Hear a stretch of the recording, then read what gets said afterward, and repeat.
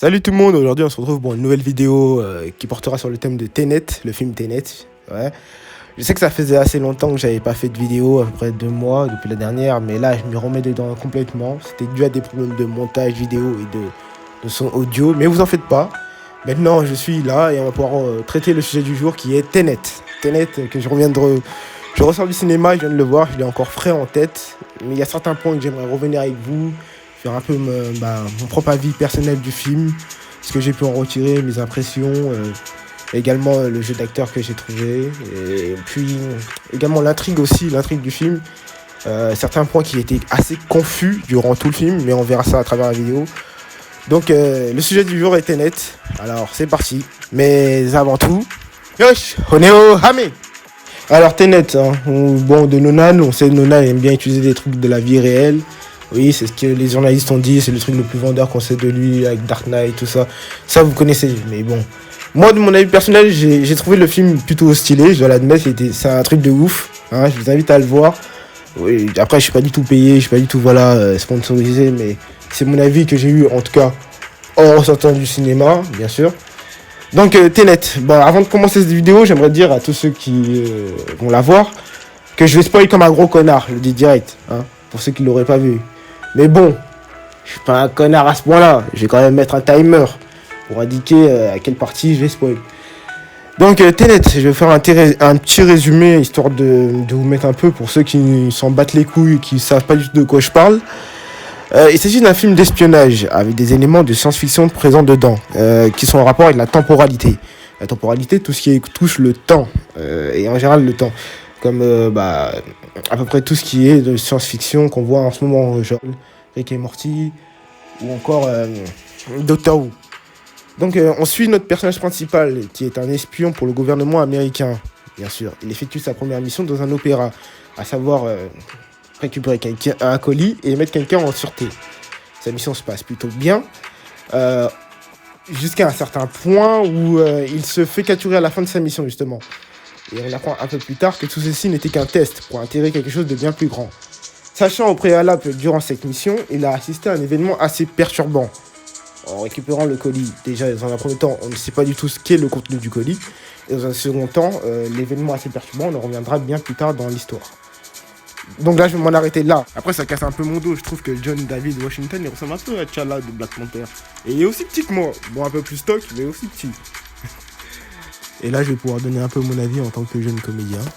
Le jeu d'acteur était plutôt impressionnant, je trouve, que ce soit John David Washington qui est le protagoniste, ou encore Dimple Kapadia qui est Priya, et surtout le méchant principal, Kenneth Branagh. Franchement, je trouve qu'ils étaient bons, Et surtout Robert Pattinson, que j'ai envie de dire, ouais, l'expression confirme. Il a fait des erreurs avec Twilight. Twilight, c'était clairement de la merde, mais là, il s'est rattrapé sur ce film. Franchement, maintenant, j'ai envie de le voir en Batman. Après ce film, je veux le voir en Batman. Surtout que j'ai vu le trailer, il a l'air vénère, vraiment vénère. Donc ouais, à voir.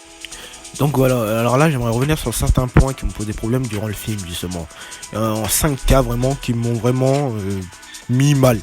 Déjà en premier temps j'aimerais dire les dialogues. Les dialogues sont beaucoup trop complexes. Je reviens sur la scène sur le bateau justement avec le personnage principal et le vieux. De tout ce que j'ai compris, c'est Tenet, c'est le mot Tenet. D'ailleurs je sais pas pourquoi il dit ça d'ailleurs, mais il le dit. C'est la seule chose que j'ai compris. Ensuite, le deuxième cas que j'aimerais aborder, c'est justement la machine d'inversion. Apparemment, il y en a plusieurs. Il y en a 3 en tout. 4 même, j'ai envie de dire. Et comment elle fonctionne justement? Comment elle fonctionne? Comment elle a été créée? Quels sont les schémas? Comment ça marche réellement? Parce qu'on te dit juste qu'il faut rentrer, voir son reflet de l'autre côté avant de rentrer, puis ressortir. Mais je sais pas, c'est trop complexe. Il faut aller détailler encore plus, parce que là c'est un peu trop, ouais, voilà, faut juste rentrer, voir son truc et ressortir. On nous parle un peu de sa scientifique qu'il a créé, mais à la vite fait, je sais pas, d'ailleurs on sait même pas pourquoi elle l'a créé parce que, je m'en souviens plus, mais il me semble que c'est une raison à la con. Également le méchant, il en a une justement, il a réussi à l'installer, déjà comment on l'installe lui aussi, ça aussi c'est une question que je me pose, comment on l'installe, à quoi elle fonctionne, quelle est son énergie. Parce qu'elle semble marcher, il y en a une encore à la fin, tout à la fin du film, sur le champ de bataille, il y en a encore une, justement, ça aussi j'aimerais savoir comment elle a été installée ici. Et puis, et voilà, comment la scientifique, on n'en sait pas plus sur elle. Qu'est-ce qu'elle a fait justement pour la créer, comment elle a eu les schémas, pourquoi elle s'est dit, ouais, je vais créer une machine d'inversion. Puis voilà, ensuite, le troisième cas que j'aimerais aborder, c'est le cas du partenaire du héros principal. Il me semble qu'il s'appelle Nell, je crois. Euh, il existe sur plusieurs temps, si j'ai bien compris. Il a deux temporalités, même trois. En fait, c'est le petit garçon, et en même temps, c'est son acolyte. Donc, j'ai envie de te dire, ça crée pas un paradoxe, ça. Je veux dire, il y a lui, grand, et il y a lui, petit. Bon, le lui, petit, on le voit qu'au début et à la fin du film. Mais c'est pas censé créer un genre de paradoxe, c'est un truc d'un genre, je ne sais pas, peut-être. Tu vis sur une même ligne temporelle deux fois. Enfin, il y a deux toits sur une même ligne temporelle, je sais pas. Et également, on apprend un peu plus tard qu'en fait, il est destiné à mourir sur le champ de bataille. D'accord. D'accord. Mais après, j'ai envie de te dire non un peu parce que aussi, le personnage principal aussi avait un moment de lui. Enfin, il avait lui sur le même temps, sur la même continuité temporelle. Donc, ça annule un peu, j'ai envie de dire. Je sais pas. En tout cas, c'était un peu bizarre, mais j'ai bien aimé. C'était bizarre, mais j'ai aimé. Ensuite, le quatrième cas que j'aimerais aborder, c'est la raison du méchant, justement. La raison du méchant. Si j'ai bien compris, il a un genre de cancer, un genre de truc. Il a un cancer, justement, je viens de dire, et il va mourir. Et ce connard, bah, il va emporter tout le monde avec lui dans sa mort.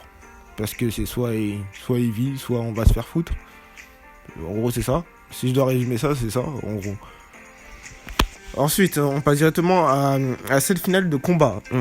Alors, la scène finale de combat, sur le champ de bataille, avec la petite armée, la petite équipe, là, j'ai bien aimé, il y a eu des moments stylés, je vais pas te mentir, mais il y a certains passages où j'ai absolument rien capté. Il y a des passages où j'ai rien capté. Genre, justement, la scène d'explication de leur capitaine, là, qui explique les deux équipes ce qu'ils vont devoir faire, leur mission, justement, à chacune d'entre elles. J'ai absolument rien capté, et en plus, je crois même le film se permet de me dire, moins tu en sais, mieux c'est.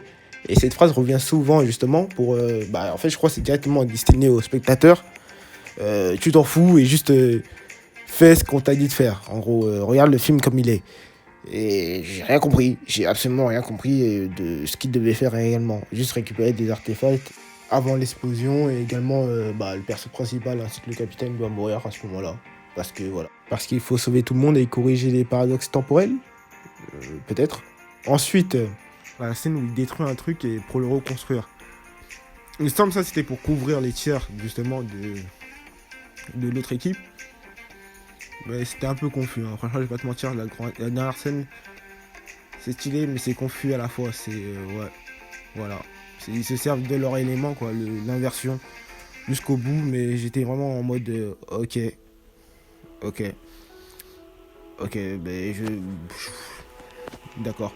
Et aussi également, t'as Nell qui voit un peu ce qui va arriver, justement, et qui anticipe, justement. Il a réussi à trouver une machine sur le terrain, déjà, fonctionnelle aussi, avec tous les tirs et tous les explosions qu'il y a eu, elle est fonctionnelle.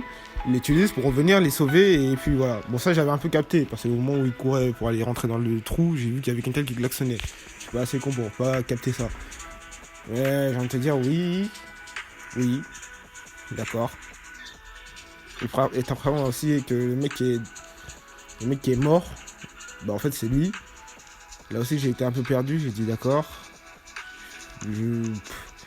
À la fin du film j'ai dit d'accord, récupérer les objets maintenant, et puis fin. Et puis à la fin ils récupèrent tout ça et puis ils ont réussi leur mission.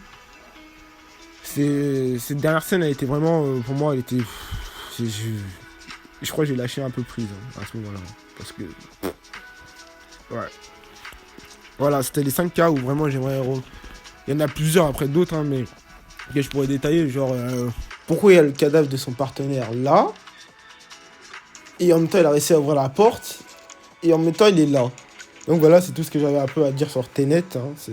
Pour résumer Tenet, je dirais c'est un peu comme dans Jojo's Bizarre Adventure. Pour ceux qui auraient vu les Golden Wise avec King Crimson, hein. Justement, son pouvoir de prédire l'avenir, c'est un peu ça, mais des effets de miroir. Et je crois que c'est un peu ça qui perd un peu tout le film. C'est tous ces effets de miroir d'inversion, réinversion. Au bout d'un moment, j'étais vraiment perdu. En tout cas, au bout d'un moment, j'étais confus. Déjà, les dialogues en premier temps m'ont mis vraiment confus. Et après, les effets d'inversion m'ont encore plus mis un peu bizarre. Mais après, j'ai rien à dire, hein. Franchement, les effets d'inversion numérique, j'ai trouvé ça trop stylé. La première fois, j'ai trouvé ça trop stylé. Mais voilà, je crois que le film se perd un peu dans son truc d'inversion, justement. Moi, perso, j'ai kiffé. Après, voilà, je vous dis pas d'aller le voir, hein. C'est à vous de voir, c'est à vous de voir. Franchement, vous le voyez ou vous le voyez pas, c'est votre problème. Puis voilà, hein, j'ai plus rien à dire dessus. Je pense qu'on va terminer la vidéo là, hein. J'attends un peu pour le reste de l'année. Personnellement, je vis sur Batman pour l'instant, parce qu'il a l'air assez vénère. Mais voilà, il sort pas avant très longtemps déjà. Donc c'était tout ce que j'avais à dire sur Tenet, hein. J'ai pas plus à dire dessus. J'ai un peu les idées pour les prochaines vidéos que je vais sortir sur la chaîne. Et puis voilà, hein. Bon, abonnement, partage, cloche, tu connais la musique. Et puis finalement, si je devais résumer Tenet, il suffit juste de comprendre son titre. Ten Ten, inversé. À toi de voir.